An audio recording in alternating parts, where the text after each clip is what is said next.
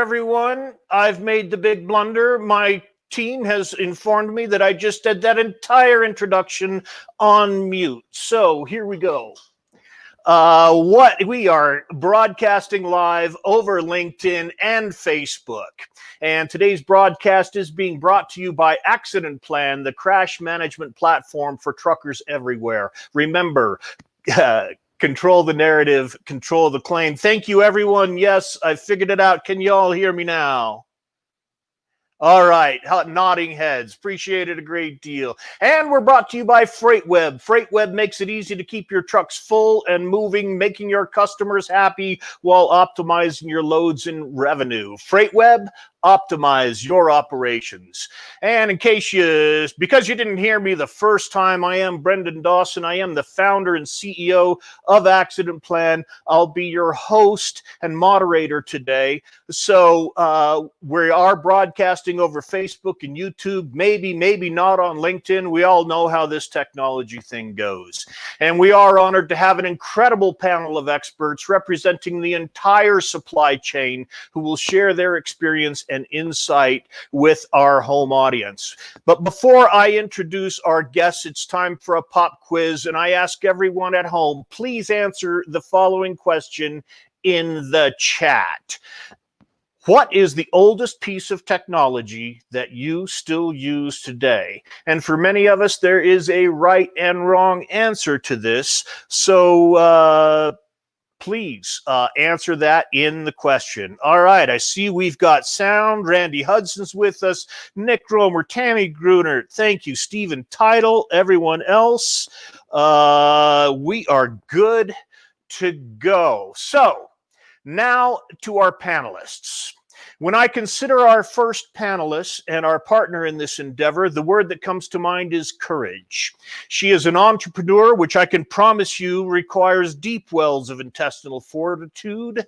She is a mother of two and a self-professed technology geek who earned her chops with such tech giants as Microsoft, eBay, and Electronic Arts. She's originally from Pakistan. She continues her success as a woman in a very masculine industry and a second language. She is a champion of women around the world.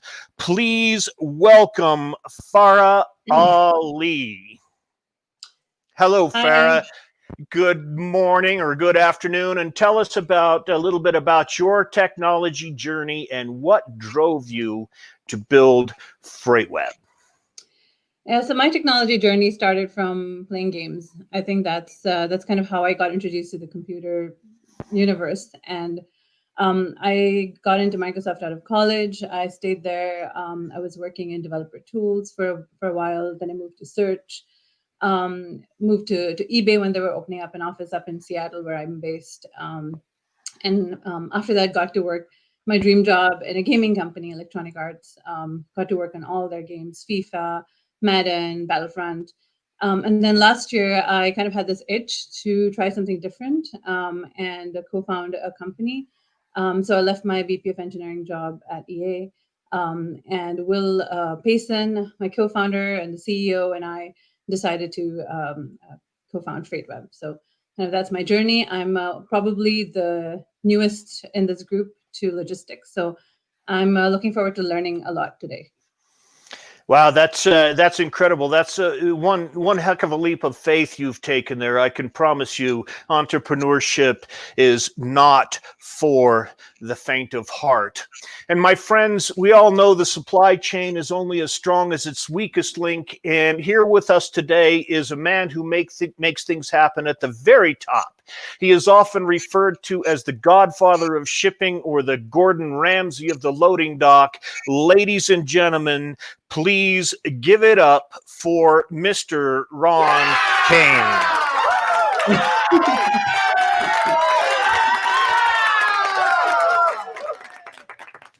Ron, you once told us about the complexities involved in making an aluminum can. And this year we have all experienced in one form or another the vulnerabilities that can occur in the supply chain. Tell us a little bit about that and the role technology plays in keeping things moving, especially beer. Yeah, I mean, beer or frankly anything in cans, it's the simplest one to look at. Specific to technology, most manufacturing or shipping companies use what's called an ERP or enterprise resource planning software. The biggest ones are really either Microsoft Dynamics or SAP. It is the rules and all the data that a company has within one framework, and specific to something like cans. That software application would hold things like your current inventory, your forecast, your open orders, your orders in transit. It would allow you to drive an MRP or material resource planning, sorry. So it tells you what to buy, when to buy, and how to buy it. But like any software, it's only as good as its inputs. And when you've got bad inputs or bad processes, you can get yourself into trouble really quick. Ah, yes. Garbage in, garbage out, as the saying goes. Thank you very much, Ron. Many of us understand how to make technology work, but our next guest possesses a deep understanding of why we make technology work. He is a very deep thinker about the benefits and the pitfalls of the technology we use today, and he has created a fascinating new scientific paradigm. Mr. Jim Coffrin, tell us about the concept of tegacity and what it should mean to the rest of us. Well, thank you, and appreciate the opportunity today. Yeah, tegacity is really it's a merging or a convergence of a couple of terms. Throughout my career, I've been in transportation for about 30 years, and for the last 20, I've really lived in the world of technology application, and either as a consumer, end user trying to get the benefits of technology, as a developer of technology or a data scientist in gathering information. What I found were some common themes that said, you know, we invest, we deploy, we have, but the challenge is when you ask the question, what was the benefit? Can I say that I have an ROI from the application of technology? That's where I often found myself scratching my head. And when I looked around the industry, many others said the same thing.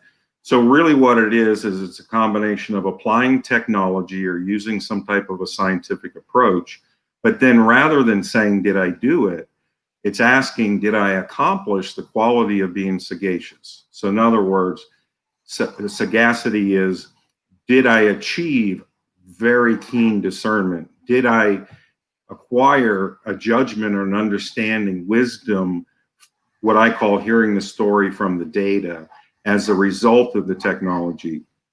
And really what I do is I use that as a rubric to say whether I'm designing a customer interface, whether I'm designing data analytics, I have to apply this rubric that says, can I guarantee that the results of this application of technology can be proven to be beneficial to me? If not, I've designed it wrong.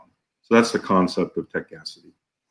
That's fascinating. It's a fascinating thing. And that ROI question is something that those of us like Farah who are in the production of technology face all the time. And we have to demonstrate it over and over again every day.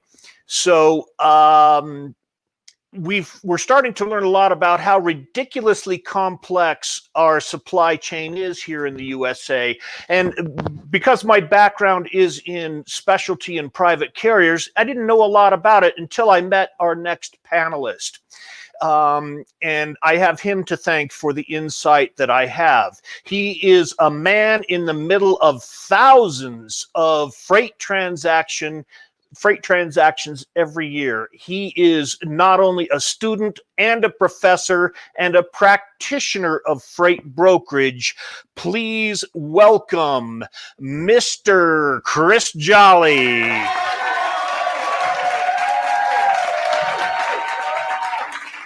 How's it going today, Brent? Hey, it's going great. Hey, thanks, Chris. Tell us about the broker's transaction and the role technology plays in this middle part.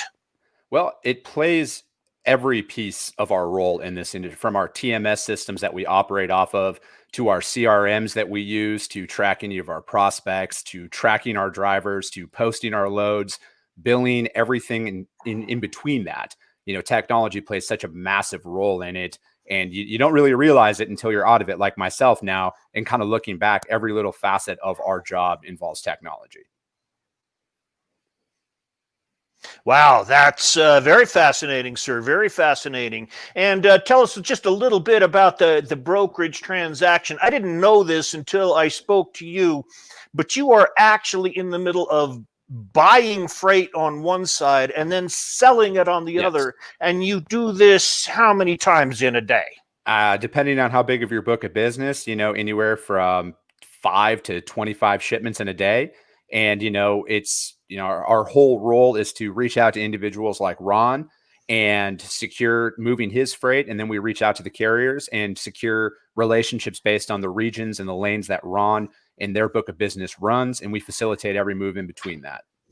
It's absolutely astounding. Absolutely astounding. Thank you very much, Mr. Chris Jolly. Now, ladies and gentlemen, if there has been a ray of brightness in this otherwise very difficult year, our next panelist is it. She is a true highway hero, representing more than 3 million hard-working American truckers who bring us everything we touch every single day. She is the roving ambassador for women in trucking and an over-the-road driver for Schneider National. Won't you please welcome Miss Kelly Lynn McLaughlin.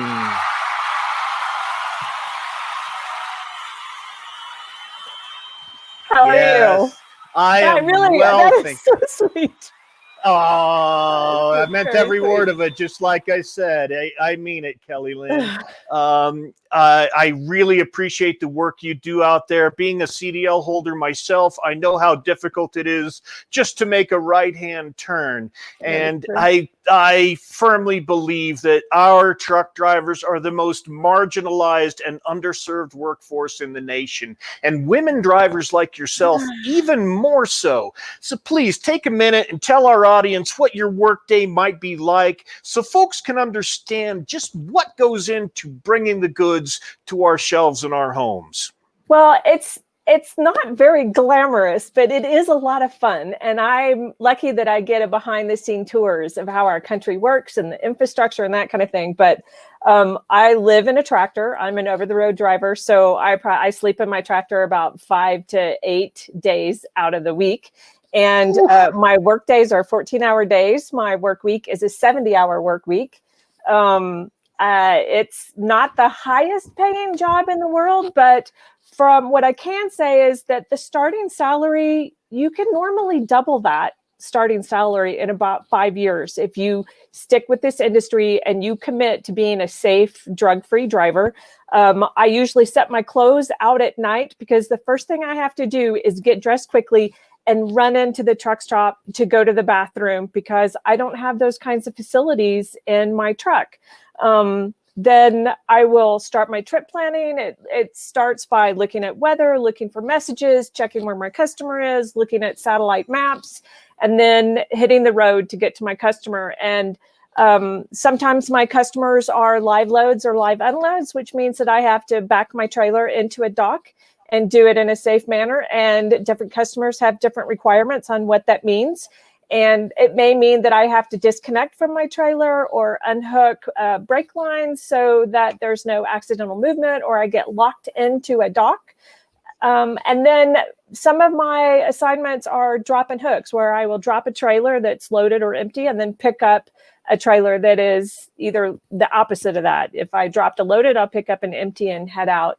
And then at the end of the day, I get a 10-hour break. I need to spend 7 of that in my sleeper berth. And so basically I have 3 hours to do my business and see my family online, take a shower, eat, cook, exercise, all those kinds of things everybody else gets to do. So that's what it looks like for me, but I love it.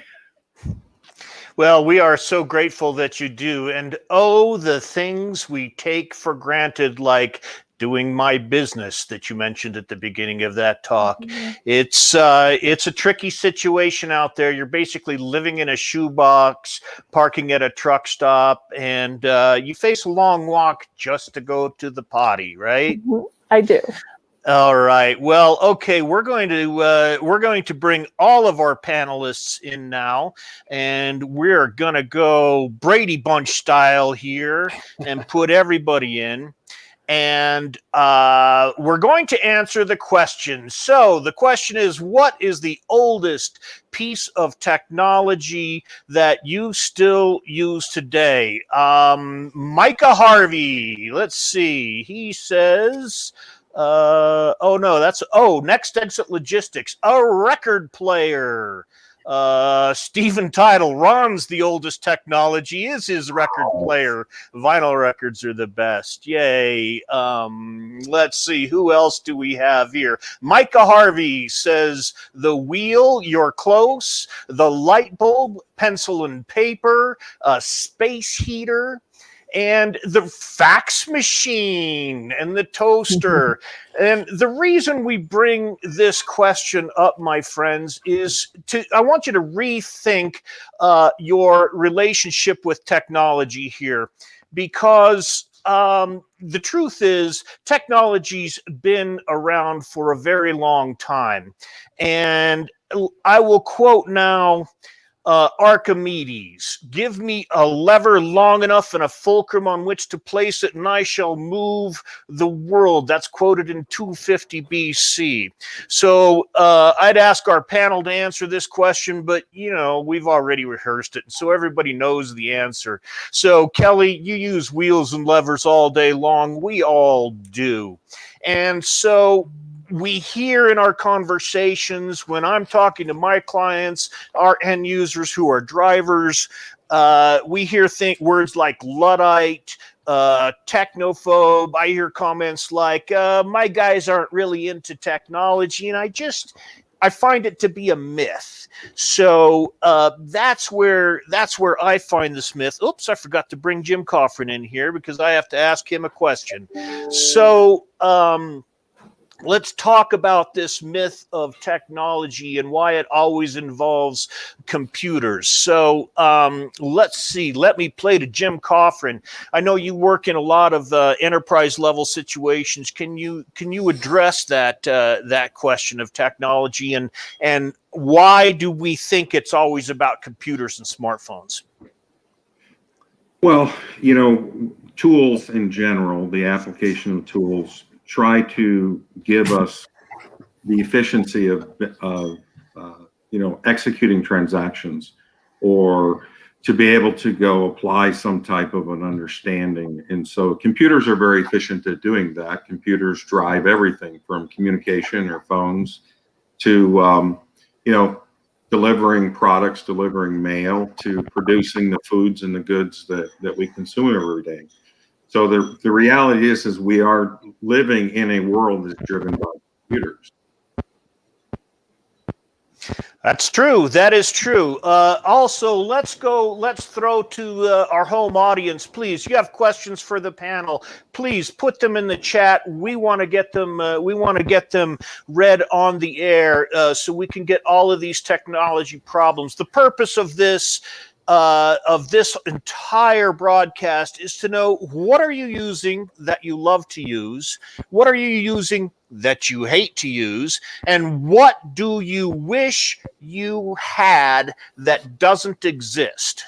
And that's an important one, because for those of us who were looking for technology and couldn't find it, we decided to build it. So if we can build it for you, let us know. Let's move on. I had a question earlier from, let's see, this is a question from, we had an attorney write to us and asked about the technology that drivers use.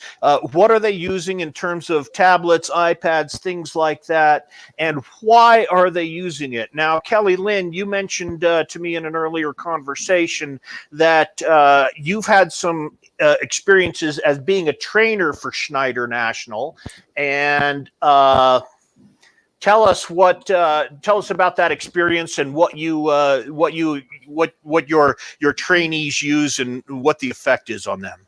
Well, what I can share with you is that I've been in the industry for 5 years. Can you hear me okay? Yes, we can hear you Okay. just fine. I've been in the industry for 5 years, and the technology has it's changed quite rapidly. And it's been very interesting to be involved and new to this industry during this big time of change. When I first started driving with Schneider, we had the hardwired built-in Qualcomm systems in our tractors. And about a year and a half ago, more or less, Schneider changed and they transitioned into a tablet technology. And I was lucky enough to be able to have conversations with some of the creators of the technology that Schneider was investigating and decided to implement. So I had some participation in those discussions. And the tablets have saved me time. And, yes, we have quirks in the technology every once in a while, and they have to be constantly upgraded. But I've really learned the value of artificial intelligence. And the more you use it, the smarter it gets. And so, what the tablet that I started with a year and a half ago is much improved for the tablet that I have today. But it's such an easy, realize how much time I was wasting writing things down and doing it the old way. Now I can walk into the customer and I got a tablet in my hand and I have all the information I need in order to do business with that customer.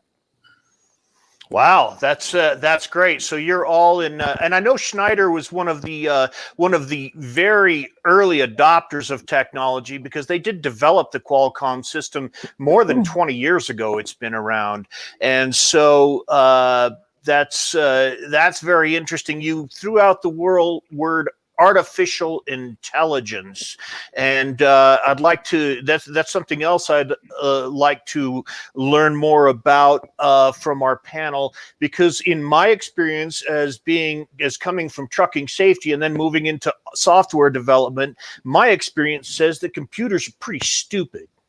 That they're only going to execute the instructions that you give them, and when they don't get the right instructions, they will simply stop working.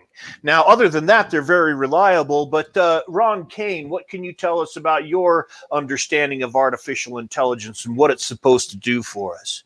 Yeah, actually, I'll disagree with you, Brendan. I would say that typically, in my experience, at least, the computers are pretty smart. It's usually the people that are operating.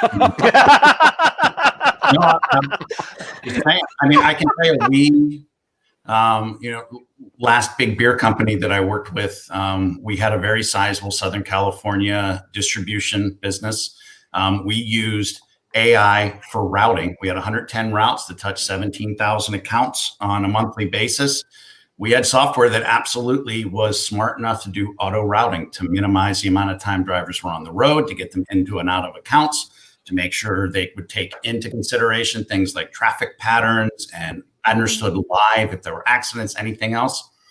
I can tell you, I spent better part of a year. The folks that absolutely took advantage of the auto routing were always far more efficient than the folks that quote unquote knew better. And it was consistent. It was very easy to measure. We were getting incredible efficiency gains on trusting the AI that did get smarter as we went on, and it started to understand things, like going to Bob's down in South San Diego. That guy talks for too long, so he's going to take 20 minutes. So the machine figures out that Bob talks too much. Is that it? How long it is. I mean, it figured it out. So I had very, very good luck with AI. All right, maybe I'll reconsider my perspective on that. Rhonda Bompensa Zimmerman, and thank you so much for joining us and being a part of the crew. If we build it, they will come. This is Field of Dreams kind of stuff right here, Rhonda. So I want to put that statement to my fellow entrepreneur, Farah Ali. Don't forget to unmute and tell me the truth about that. If you build it, they will come, because that's a myth that I used to subscribe to that I've had to learn the hard way. Yeah, I wish. We'd have lots and lots of customers and registrations on, as soon as we're shipped the product. I think it's really about understanding the customer, knowing who you're building for, and really knowing what their pain points are, right? So we're talking about technology here, but in my experience, I've never had an issue with technology, right? It's mostly been about hiring the right people, making sure that deadlines are met. It's usually around we didn't understand the customer requirement really well, or we didn't understand the pain point. We weren't able to translate it into the right workflow. And that's where things go wrong. And I think if you build the right thing for the right customer, they will come for sure. There's many, many problems out there that are not solved, but I think technology for the sake of technology isn't solving a business problem. And so at the end of the day, tech is just a tool to solve a business problem or a real world problem, right? And yeah, but entrepreneurship is even harder because people don't know about you. You don't have a brand name. They don't understand what problem you're solving.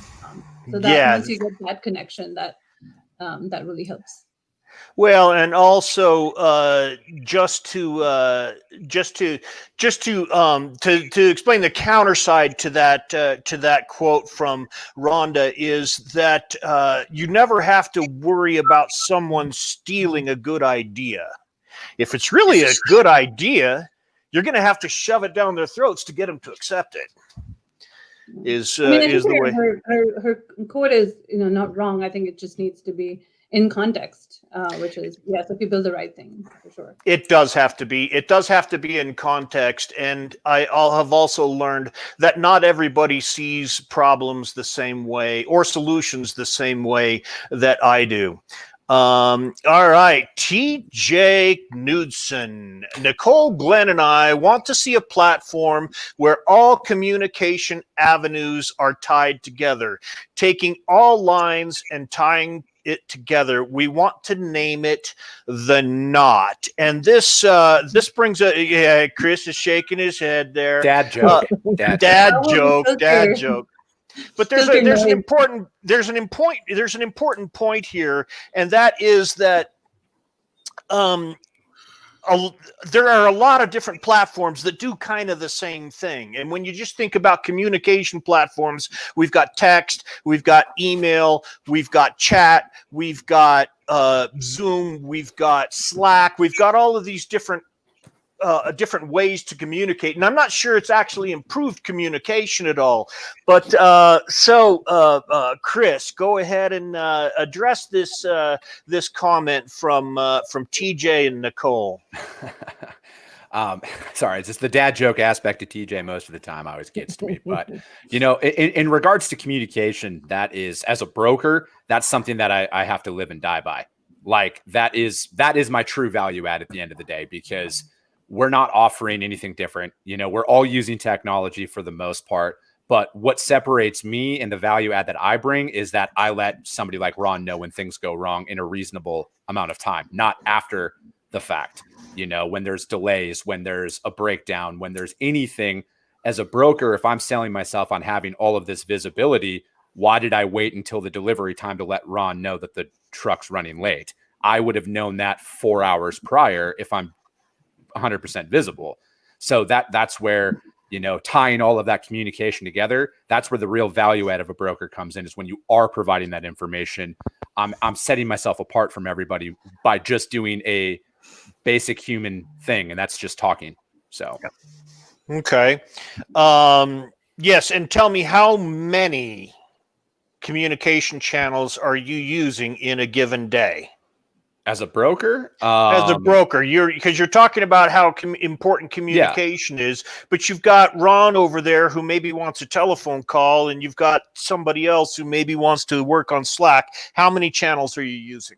I'm using as many as my customers require. If Ron says I need from 6 to 8 a.m., I can be reached on phone because I'm not at my desk. I note that. If he's from 8 to noon at my desk, email me. I note that. And then Slack, whatever it is. I mean, as a third party, I have to be willing to use multiple forms. I have to teach myself if I'm not familiar with it, because at the end of the day, I have to do it to appease my customers' requirements.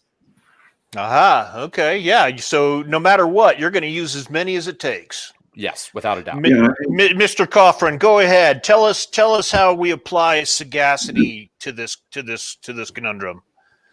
Well, yeah, a couple of points. One, Farah makes a great point that in this industry, technology pioneering is expensive. It's difficult, and one of the principles of Techgacity says, don't come in and build me rocket science and build the greatest mousetrap ever, and then I'll go find somebody and convince them they need it, and I'll sell it to them. Techgacity says, come at it from a different approach, and that is define the customer, define the consumer, and define a problem that they want to solve. And then you can put really smart guys in the room and figure out how to build it. So one of the things that I've seen is that if you look at how technology has transitioned 20 years ago, I think everybody jokes about the fact that the only guy that ever got to design software was the accountant, because it was all about the transaction and how do we record information. Today, the accountant is the last guy. It's really about communication, interoperability. If you go through and just look at sources of data, the average truck today that's going down the road has 6 to 8 computers on it. And those computers are accessible and talking to each other, from the engine control to the transmission to the electronic logging to the information and communication going back to the operating center. If you look at Chris's world, Chris is communicating with hundreds of carriers that all have disparate management systems, dispatch systems. If you look at Ron's world, in the hundreds of shippers and receivers, there's probably no less than 50 to 80 different platforms of tracking, communication, integrations back into the ERP systems that we're talking through. And when you look at that web of all that interconnectivity, the Internet of Things, people would be shocked to realize the opportunities to interact with different stakeholders throughout the supply chain. It's true. That's true. And from delivery chain, this is true in freight as it is in life. Bad news takes the elevator and good news takes the stairs. Technology can fill gaps and be automated to, at a minimum, alert shippers of serious issues. And that's the key. And communication is part of what Accident Plan does as well. You have to let people know when things are going wrong. Yes, and here's Sue Bischoff coming in for us here, educating the consumer on problems they don't know they have. And this is a challenge for us as many others. I call it the boiling in the bathtub theory. When you if you were to sit in a pot of water that was cold, that got slowly heated up, you might not notice that it was too hot until your skin was boiling. And so, Kelly Lynn, tell us about that. You've got something to say on that subject. I do, because you're talking about solving a problem that a problem that the consumer might not know they have. But right now we have a driver shortage. So one of the problems the consumer may not realize is that we are having a hard time recruiting drivers and retaining them in our industry. We have a lot of drivers that are older and they're choosing to retire. And why is it that we can't recruit drivers and keep them in our industry? And part of it is that we're held to a higher standard, even when we're not working. The work hours are long and they're hard. Exhaustion is one of the things that I would like technology to help me with, because at the end of I can drive for 11 hours out of my 14-hour day. I am pooped. All I want to do is go lie down in my bunk. I don't want to exercise. I don't want to eat. I don't want to talk to anybody. I don't want to think. I just want to go relax. But there's, I have some very basic non-techie ideas that I would like somebody to solve for me. And one of them is, I would like there to be key codes on the doors of the tractors so that I can be sure that nobody else has a key to my tractor, because the general public probably doesn't know that there are a lot of tractors out there. I don't even know the number. I'm not going to guess. Millions. Yes. and they don't all have their own individual key like your personal autos do. About 16, each manufacturer makes about 16 keys and several 100,000 Right, tractors a right. year. So as a woman in this industry, and I'm trying to recruit other women, I want to and build a safer place for them to work and do their job. Yeah. And that's a simple thing. Why can't somebody do that for me? Why aren't heated wipers standard in tractors? Why aren't fridges standard in tractors? We Certainly in the live sleepers, in, yeah. we live in an 8x8 box. Why is it that like we don't use space super efficiently in our tractors? I think I could make a few little design tweaks that would use the space in there more efficiently. And I would really like not to have to walk a quarter of a mile to go to the bathroom. No Why doubt. can't someone put we have RVs with gray tanks and toilets and that kind of thing. Why can't we figure out a system that we can allow these drivers to have some basic I'm just amenities, hygiene standards. Hygiene standards.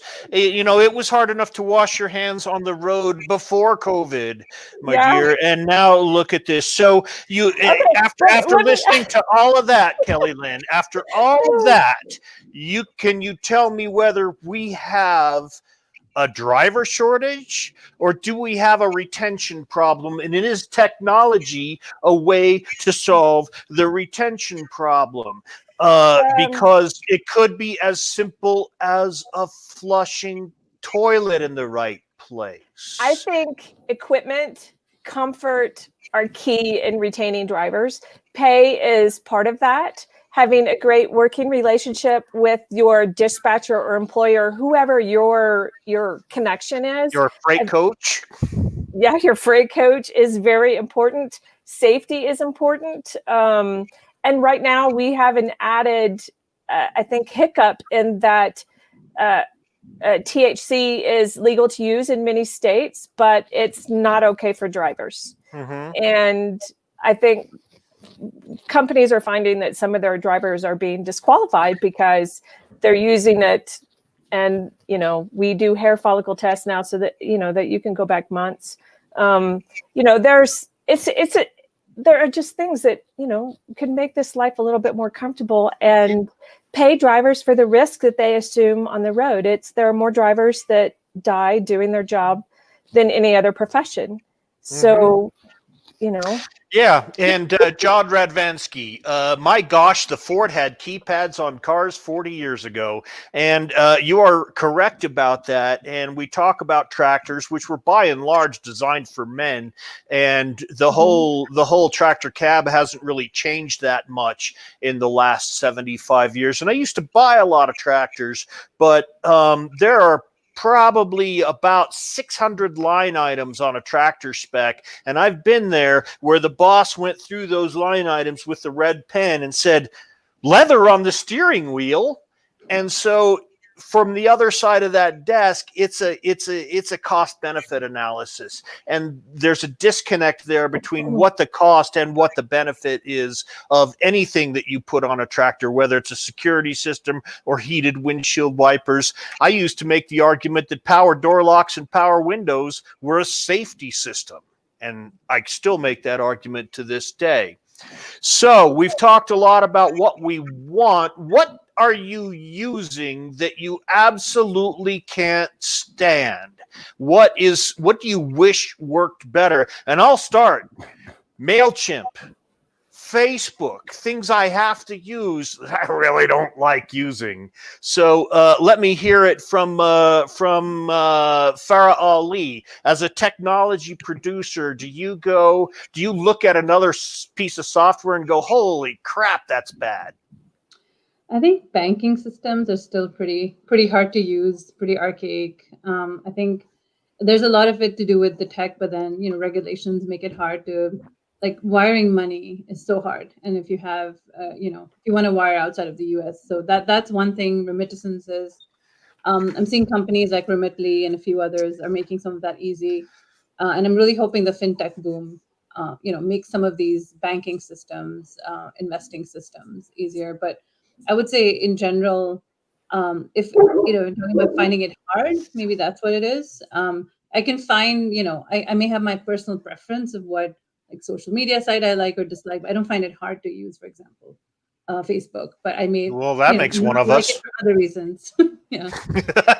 I always considered myself a pretty smart guy, but sometimes certain interfaces just break my head. How about you, Chris Jolly? I see you shaking your head over there. What is not working for you?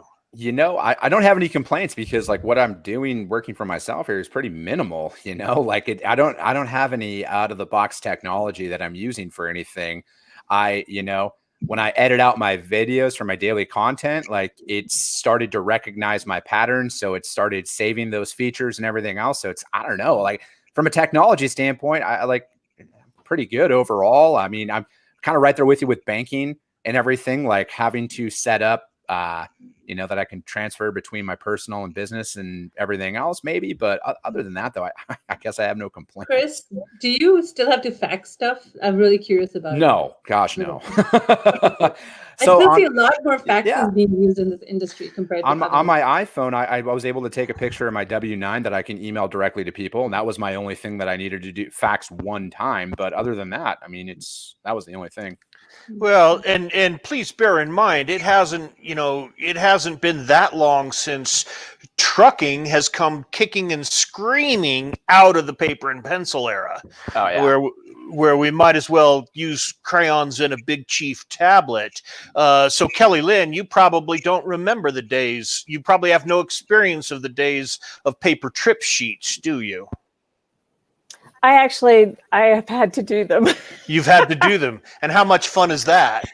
When my technology doesn't work, I still have to go back to paper logbooks. I don't like dealing with paper. I don't know why we still have to have paper bill of ladings, why I still have to get signatures on papers. Why can't I electronically be checked in and checked out and that kind of thing? I don't understand. This is silly, but well, maybe it's not silly. Why tires still don't last very long? Why can't we design a tire that doesn't wear out so quickly? Isn't that a driver thing though? Like I feel like with preventative maintenance, and just their driver, how they're actually handling the truck, I think that has a lot more to do with it than anything, right? Yeah, there's a lot of factors in tire wear. There are a lot of if you have enough data on how like tires are being used, I think the way that they're manufactured can use a lot of that data to make them more resistant. Right? I think tire manufacturers are probably doing the best they can, because don't forget, they're unlike software developers, they're bound by the laws of physics. Software developers are not. But let me get back to this. Let me get back to this paper bill of lading.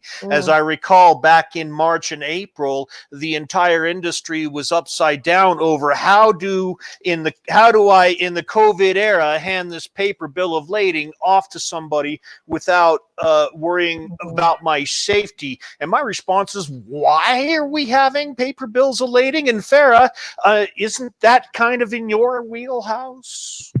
Yeah, and it's not hard. I mean, you've had e-sign forever, DocuSign. I mean, it's people have these methods for exchanging documentation, signing them, storing them. So again, technology is not the problem. I think it's adoption. It's people being resistant to change. It's people understanding why it's important to have the stuff electronically, having an audit trail. So yeah, I mean, with our software, we have a lot of the stuff that's, auto magic, but, people have to want to use it. People still ask, can I upload my own POD?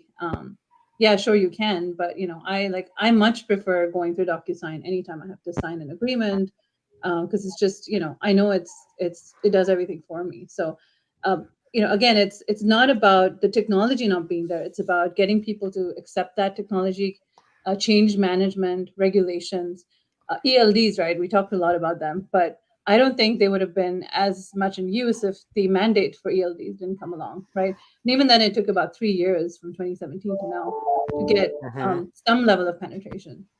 So it really has to be about, we have to be more innovative when it comes to regulations and change management. That's where the industry is a bit behind, not that technology doesn't exist. Change management. If we're used to working it and we don't want to change it, we're not going to change it. That's just it. We are human, and we get into our routines, and that's where, and if we don't want to, we simply won't. And so it's not until we actually encounter a problem that we need a tool to do it. I'm a car guy. I've been working on my own cars my entire life. And let me tell you, when you're trying to use the wrong tool to make a repair, it usually leads to bloody knuckles. And so that's what we're trying to do. I love tools. I'm a tool guy. And so I like tools that make my life easier. And that's the point. Matt Beach, great point, Farah. Another example would be the big push in automatics versus manuals. Lots of drivers weren't happy with going from a manual over to an automatic truck. And Kelly, I'm sure you want to address this a little bit, and maybe somebody else does as well. But who remembers how to shift a two-stick brownie? Jim Coffrin does. So now we're like, only tough guys use, or only sissies drive automatics. Jim, what do you have to say about that? That was the prevailing theme for many years. If you go back to about 2014, though, most of the OEMs will tell you that their percentage of adoption of automated manuals versus pure manuals has flipped. It's probably in the 75+% range today that automated manuals are using. And the benefit is to the driver, not only, in fuel economy, but fatigue. When you're doing inner city, a lot of traffic congestion, that's a lot of, pumping of the old left leg, and it's pretty tiring. So most drivers today, even, the salty dog, the old timers, they'll tell you today that once they move to automated manuals, they love them. That's true. You don't like it until you like it. And for those of you who don't remember the two-stick brownie, it was actually two transmissions, and you'd have to shift 1 through 5 on one, and then reach through the steering wheel to grab the other stick and bring it back, and then shift 2 and 3. It was absolutely insane. And for those who are not drivers, the automated clutch that Jim is referring to, it's still a manual transmission with an automated clutch, because these transmissions aren't synchro mesh. They're only going to shift. And Kelly, have you ever missed a shift at a traffic light or an on-ramp, something like that? I have. One of the things I like about automated transmissions, though, is it's provided a little bit more opportunity for women to enter the industry, because the idea of having to learn a manual transmission was intimidating. But the other thing as a trainer, that having these automated transmissions, and Schneider's at above 75% now, well Wow. above 70. Nice. I think they're close above 90 actually. But as a trainer, not having to worry about shifting gears, RPM, and speed allows my students to focus more on what's happening around them. So it's actually in the benefit of our motoring public that the drivers operating automated transmissions have more brain space to pay attention to what's happening and be safer drivers. Mm-hmm. Yes, that's absolutely true. Yes, Andrew Teal, we all know old drivers use the clutch to start and stop and reverse and float everything else. But that's a skill that's learned over time. The automated transmission is exactly that. You're trying to shift, and you don't have to worry about it. Now you can focus on safety, and there's a huge focus on safety in trucking, because it's a very dangerous line of work. So yes, I think the automatic transmissions are there. Never mind the fact that it's about a $6,000 upgrade on a purchase. So there you go. Brendan, I'd like to go back to a point earlier, and Farah touched on it. When you look at the kind of the convergence of transportation and trucking in particular and technology, 10 years ago, we saw a lot of legacy, let's call them institutional technology suppliers, that they challenged themselves to really understand the business. They adopted a lot of early software solutions, and they brought the ability to enable technology for a lot of companies, but where they struggled was the implementation. They didn't know how to really understand the customer. And I see today that, you know, the ability to deliver very good technology is there. And we're seeing outsiders from outside of the traditional transportation industry bringing fantastic technology. But the problem is still the same. They're coming back to the world of, we can build really cool stuff, but they still don't know the business. They still don't know the industry. And at a transactional level, they don't live in the world of how do we really run the business. And I see that the better companies are starting to do that. They're starting to really hear how the driver interacts with the technology. One of my mentors in the world of technology used to say that the complexity of technology is really mastered in the simplicity of delivering the technology. And I think, you know, the Apple-esque type approach is take really, really profoundly complex interactions throughout the supply chain, but simplify how you present those. And whether it's giving visibility to someone like a broker, or, you know, as Ron looks out across hundreds of suppliers, hundreds of receivers, hundreds of intermediaries, how do you give visibility and do that simplicity? Indeed, indeed. And also, certainly when I'm working with motor carriers, trucking companies on their software solutions, one of the problems is there's too many. You know, they've got a driver management system. They're using McLeod or TMW. Then they've got an ELD system, PeopleNet. Yes, I see you out there, Ivan Forsland. And then they've got Accident Plan, our system. And then they're trying to integrate all these things together.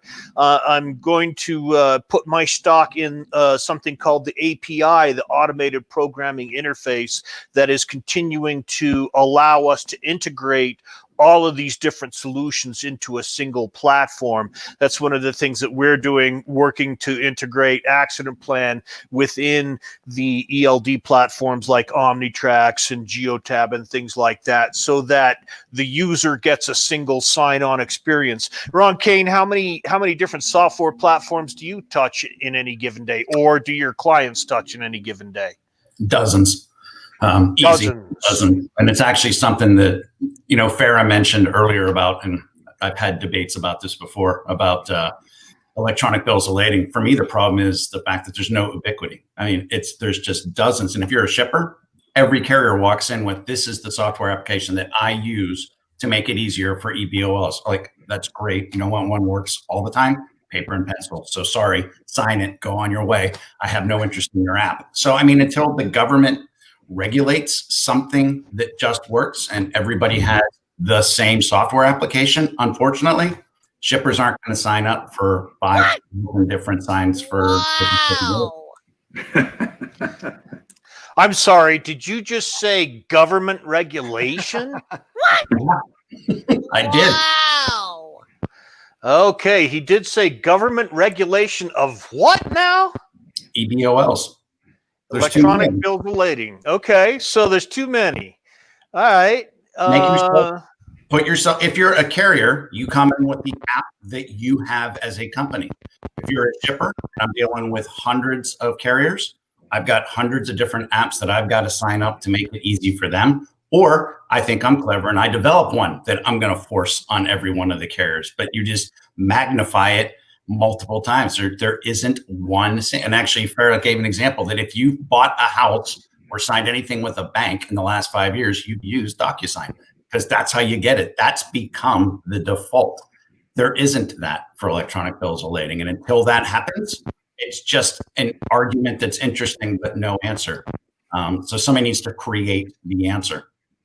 Well, and I think we're getting back to TJ's comment earlier about too many communication channels and integration. And for myself, and I think probably for Farah, I think we would do well to manage that integration so that all of the systems talk to each other, because otherwise you have to learn, you're touching 12 different systems, which means you have to know your way around 12 different interfaces. And so if you could use 3 of them instead, or 1 of them, and if I've developed a bill of lading and then Farah's developed a different bill of lading, can't they all exchange the same data?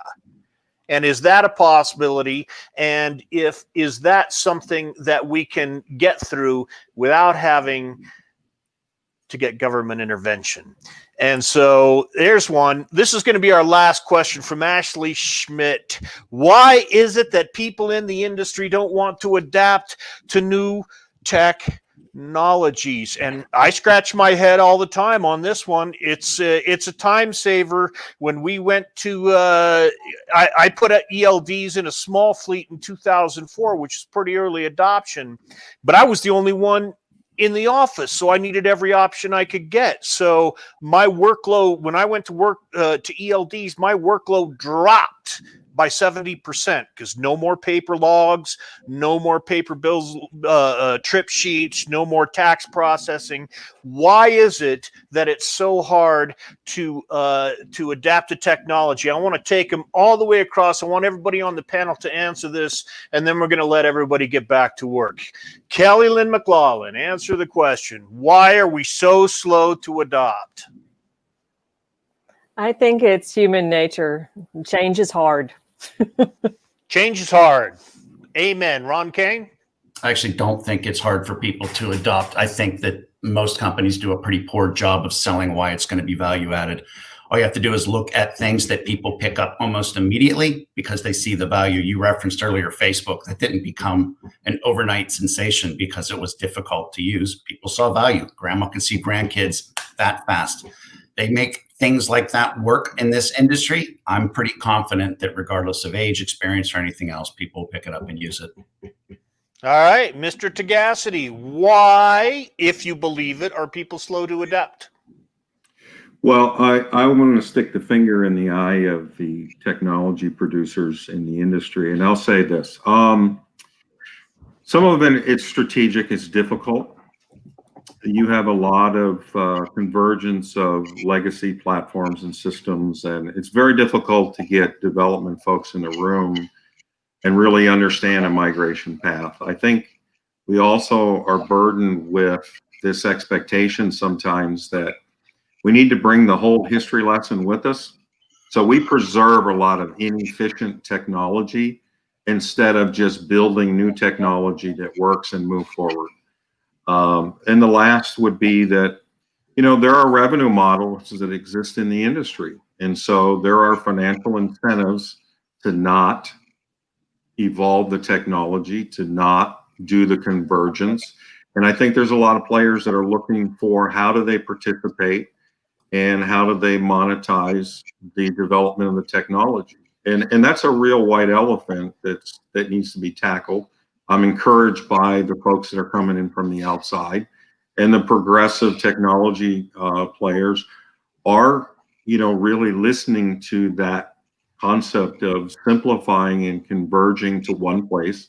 The joke that I always point to is you walk into a typical operations center and the coolest guy in the room is the guy with 6 monitors and 42 applications running. That's Why? me.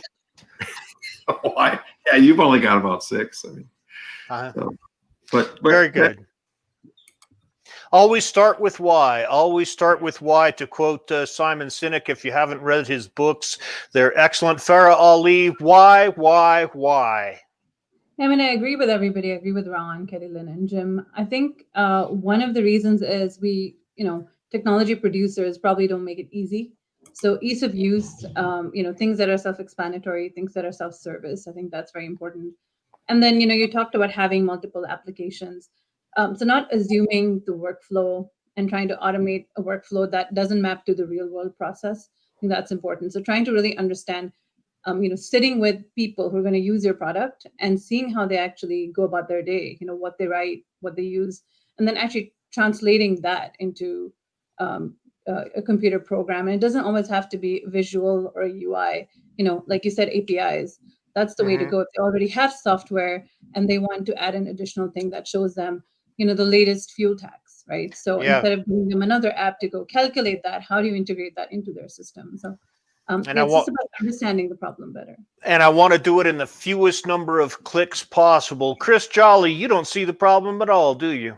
I mean, so I'll just speak frankly. The reason why so many are against technology is because it exposes all their BS and they can't kind of go about and hide their problems. But everything that you guys are saying is very true, though, because I can't argue against anything anybody's saying, but people aren't willing to adapt it because they can't get away with doing things the way that they were always doing it. So. That's right. That's right. Well, ladies and gentlemen, we have used up our 60 minutes of time. We thank you for taking the time out of your workday to join us. Now it's time to get back to work, and we're going to move on. So everybody, thank you for joining us in the Checking Technology Roundtable. Kelly Lynn McLaughlin, Thank Ron you. Kane, Jim Coffran, Farah Ali, and Chris Jolly, the freight coach. Everybody, remember to like us, subscribe to us, call us, buy our products, help everybody do their job. Thank you so much for being here. Have a great day, everybody. Thank you, Brendan. Appreciate it. Bye-bye.